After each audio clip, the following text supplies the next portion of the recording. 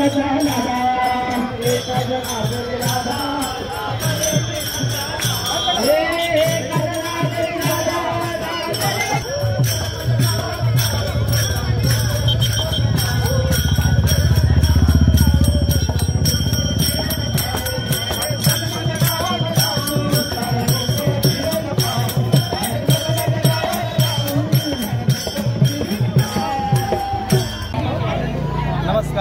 रामकृष्ण हरी.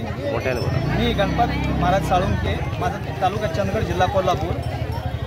आज मी त्या गोव्यामध्ये जे कार्यक्रमाला आलेलो आहे, हा वारकरी संप्रदायाचा फार मोठा उत्सव केला जातो आहे. गोंधळी समाज, ह्या गोंधळी समाजामध्ये 4 दिवसाचा अखंड हरिनाम सप्ताह केला जातो आहे. ह्या सप्त्यामध्ये पहाटे सकाळी 4 वाजता 4 ते 6 पर्यंत काकड आरती केली जाते.